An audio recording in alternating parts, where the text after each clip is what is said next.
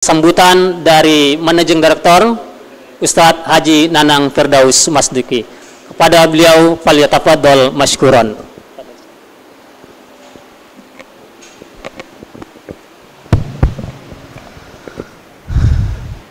Assalamualaikum warahmatullahi wabarakatuh.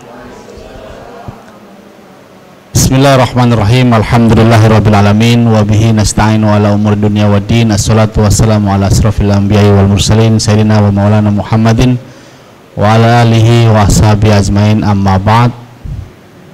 Al-mukarram wal muhtaram fadilatul Syekh Hasan Hadiah, yang terhormat Bapak Ibu Ustadz Ihsan sebagai sekretaris DKM, Ustadz Kemal juga pengurus di sini, bapak-bapak, ibu-ibu yang alhamdulillah pada hari ini hadir bisa menyempatkan waktu untuk mengkaji salah satu magnum opus ulama kita terdahulu, yaitu kitab Tafsir Jalalain. Alhamdulillah wa syukurillah, kita panjatkan kehadirat Allah bahwa di tengah kesibukan, di tengah aktivitas di rumah maupun di kantor, bapak-bapak, ibu-ibu menyempatkan diri untuk menghadiri acara kajian pasaran ini.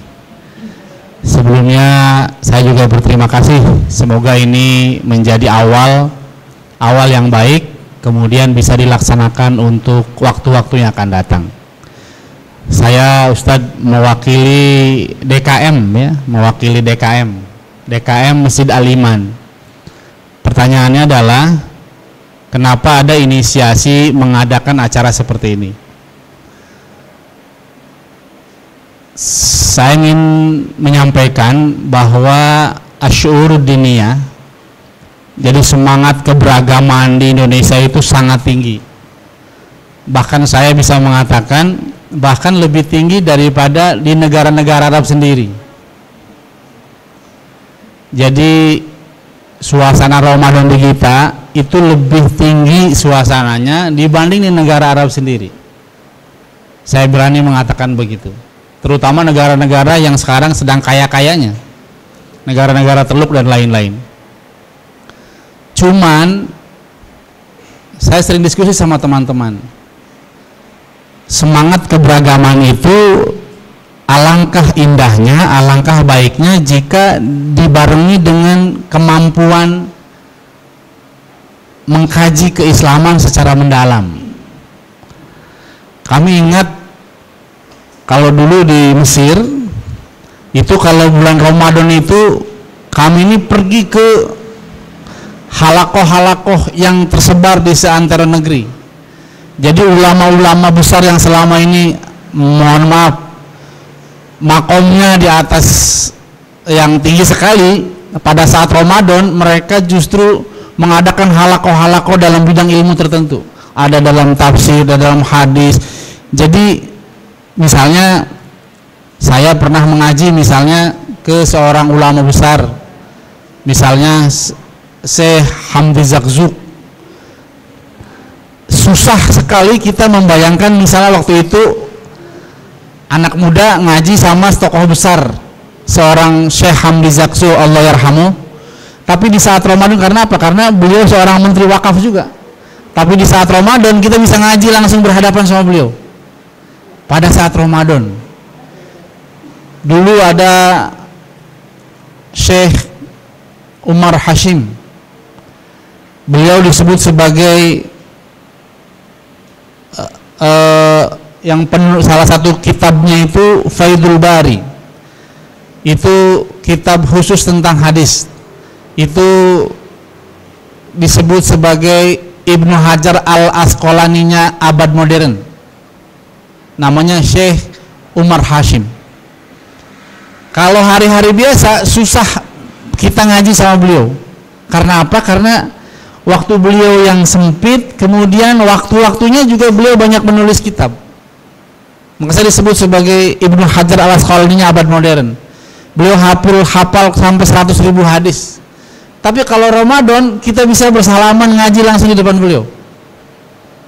Nah, ini syuur diniyah, keberagaman itu ingin kita tambahkan dengan sesuatu yang berkualitas.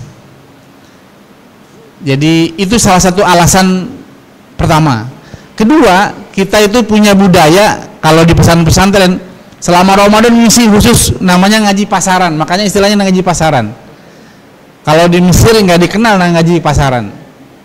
Nah ini yang ingin kita coba ngaji serius dalam bidang tertentu, kemudian Bapak Ibu bisa mendapatkan sesuatu yang memang Bapak Ibu pasti rindukan, khususnya tentang mengkaji Al-Quran ini. Yang ketiga, beliau ini saya kenal beliau sudah lama. Beliau direkomendasikan oleh kebetulan saya kenal dengan Mufti Palestina. Suatu saat beliau telepon saya, beliau ini ada dia dosen di Rusia.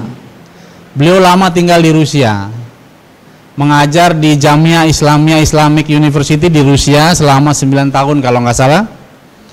Kemudian beliau memimpin program menghafal Al-Quran bagi orang-orang Rusia. Selama beliau memimpin lembaga itu, ada ratusan anak Rusia yang hafal Quran. Tidak hanya hafal Quran, bahkan bisa menjuarai dunia, juara tahfiz dunia. Saya lihat dokumennya, saya dikirimin begitu. Kemudian Mufti ini bilang, kamu harus kembangkan institusi pendidikan, institusi masjid ini menjadi lebih baik lagi ke depan.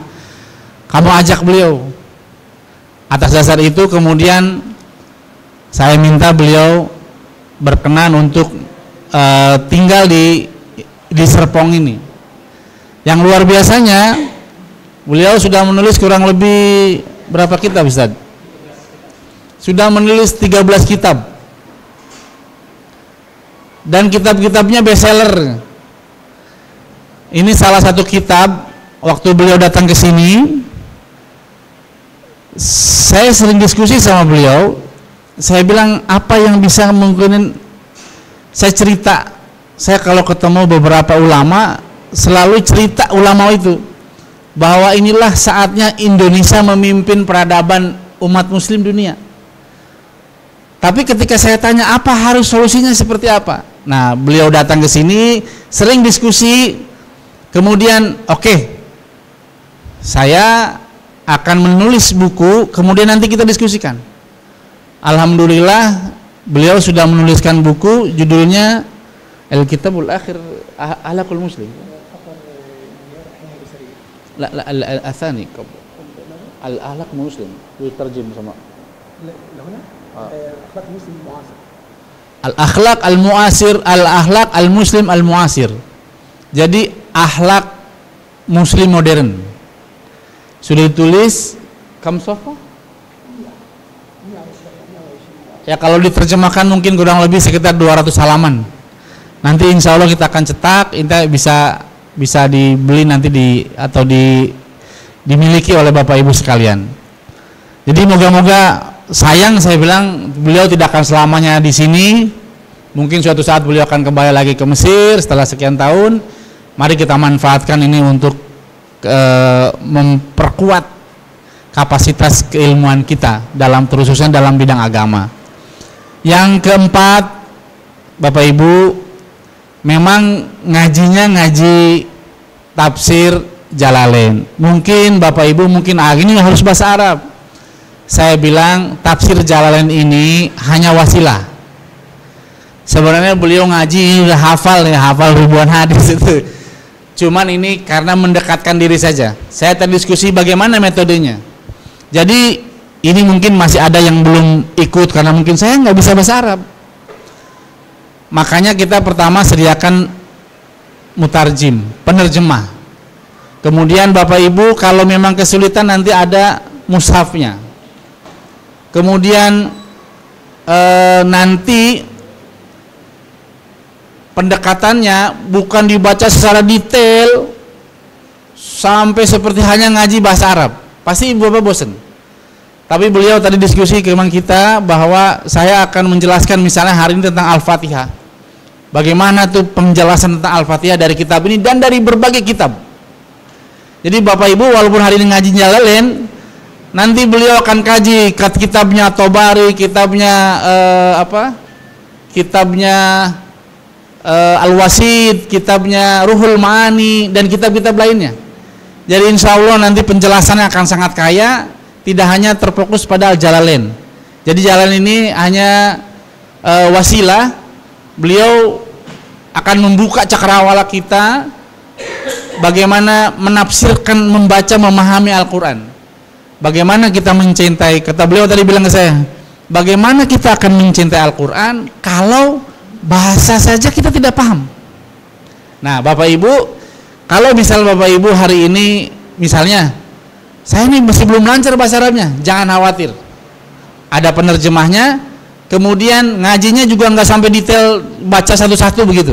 Beliau akan kaji minimum, beliau bilang minimum sampai 20 Ramadan yang akan datang, paling tidak 2 juz, terutama juz belakang Bapak Ibu bisa kuasai. Itu Bapak Ibu kuasai, Ibu makin mendalam pemahaman terhadap Al-Quran, makin mencintai Al-Quran.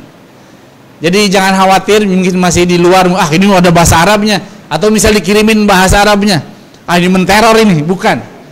Anggap aja kitab ini buat oleh-oleh bahwa saya pernah ngaji sama Syekh Hafiz Quran.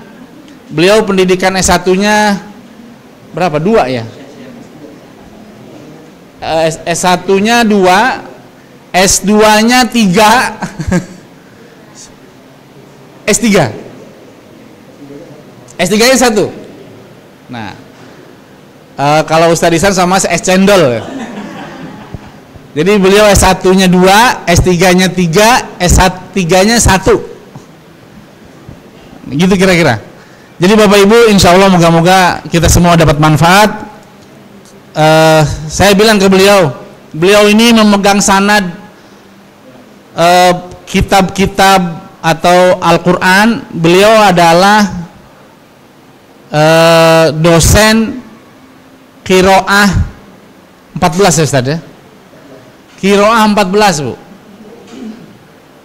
Jadi umumnya di Indonesia paling top itu Qiraah 7. Ini Qiraah 14. Kalau saya enggak Qiraah 1 pun enggak. Berat Pak. Moga-moga kita bisa mendapatkan manfaat ilmunya. Jadi bagi yang belum bergabung, jangan misalnya belum bisa belum baca kitabnya belum lancar, jangan khawatir.